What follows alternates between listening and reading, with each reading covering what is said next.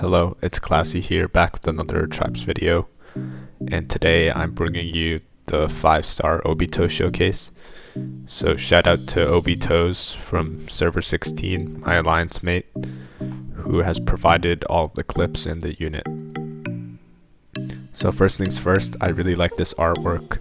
It reminds me of Criminal Itachi's in a way where the fire is animated and it looks really nice.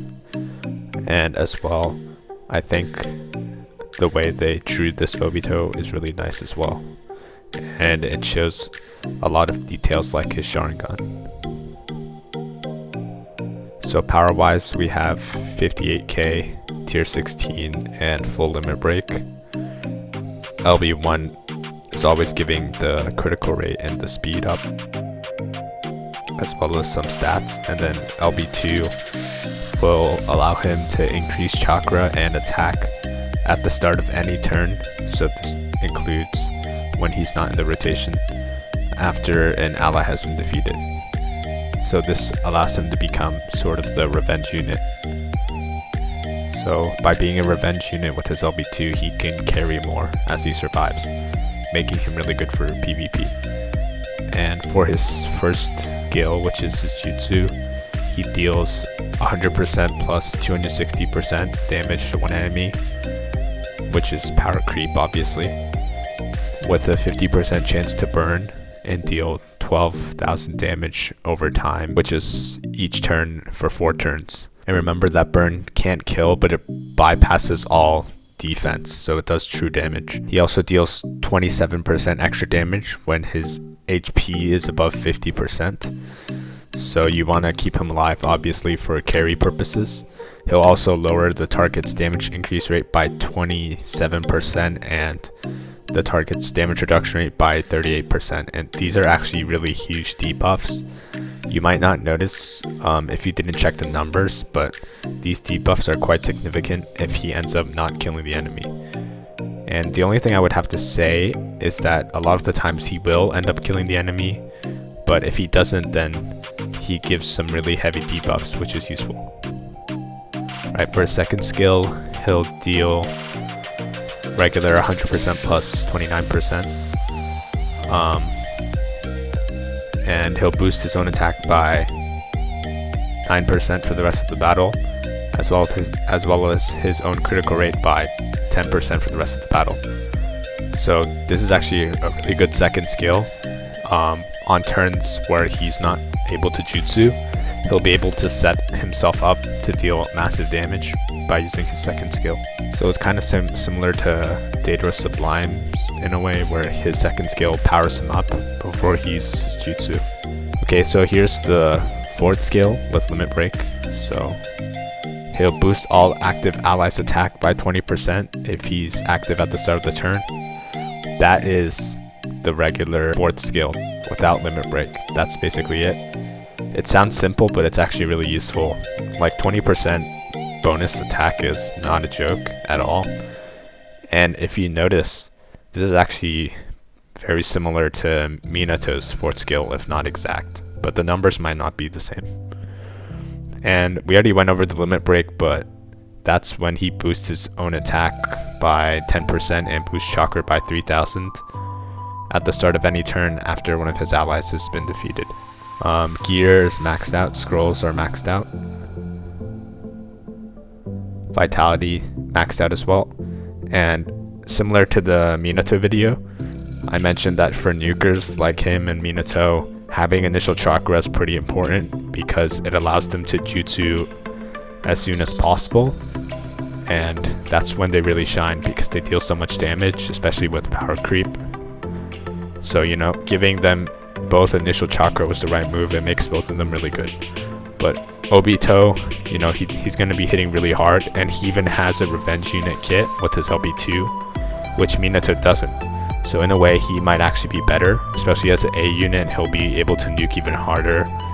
And for PvE events, both of them are great, but Obito might even be better with his revenge kit, because as he survives longer, he'll be able to do more damage. But overall, you know, he well deserves his SSS tier placement, at least for right now. You know, his kit is definitely more one-dimensional than some of his peers that are A units, but for an A unit he does his job perfectly. And his job is to nuke the enemy really hard and not worry too much about anything else like stuns or status effects. But he does have status effects, and he does have heavy debuffs if you don't kill the enemy. Now, as for where to place him on the team, since he does do those debuffs, you probably want him to be earlier in the team so somebody can finish off the enemy if he doesn't. And you also want him to be protected by some sort of tanky unit because of his revenge kit. And like all revenge units, like Dataro Sublime, you are heavy, Revenge Sasuke, you want to keep them alive long into the battle, even in PvP, because they'll be able to nuke very hard, and even if you start off with a disadvantage, you'll be able to pull back. Alright, here we go with the first arena battle.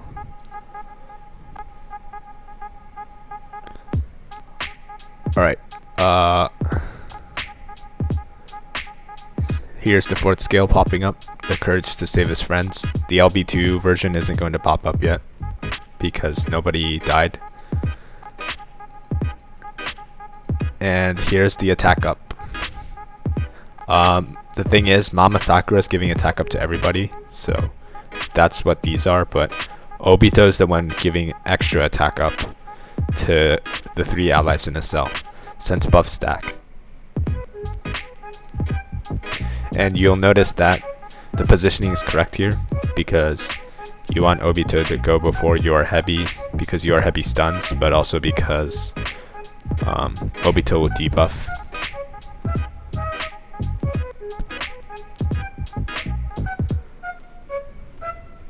Okay, I think Mama dies here. Yep.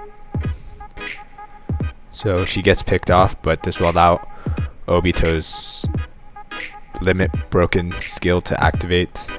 And it's hard to see, but there's chakra up and attack up over here. And the funny thing is, you are heavy also has the same limit break, so he also gets chakra up and attack up.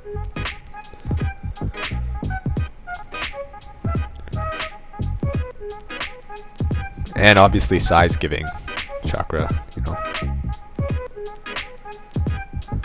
And here's the confused combo, which is a really great combo. As you can see, their rotation's all screwed up.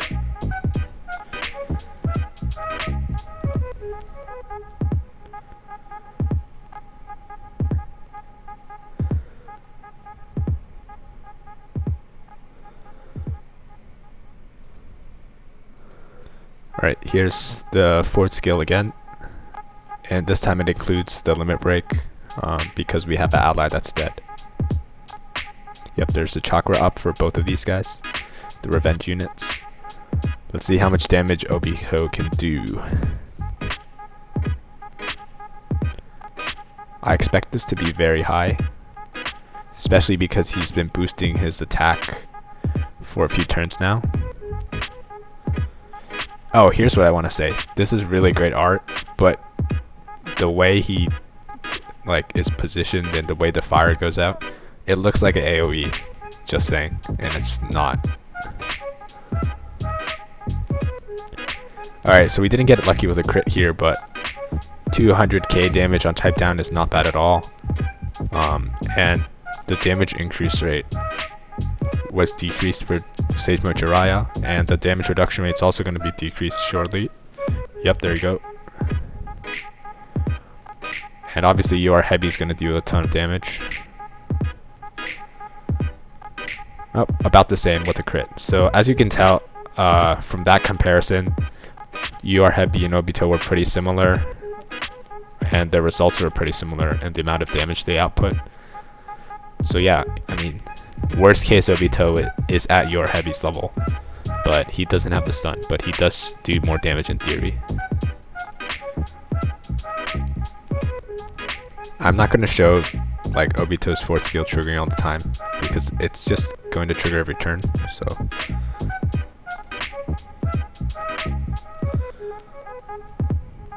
right, they should get chakra bars. Yep, attack boost for everybody. Alright, hopefully we can get... Okay, that was unlucky, so it looks like there is no chakra bar. But 92k isn't bad. He even deals more than Sasuke.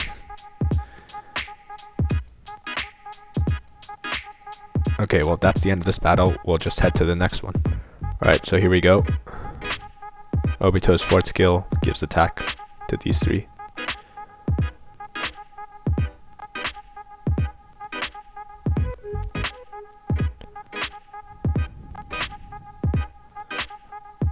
Oh, wait a second.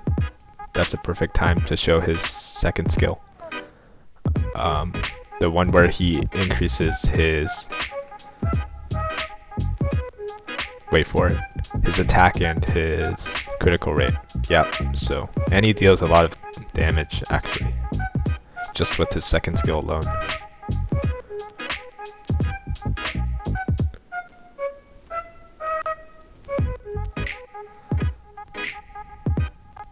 Confused combo is actually really OP. Confused debuff, and then the rotations are all messed up.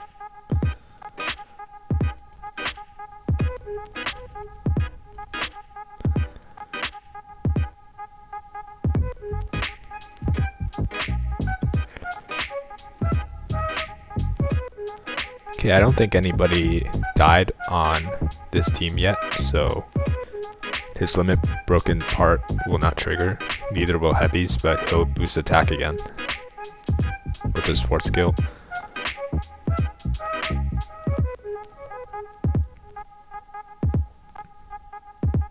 And Sai gives chakra.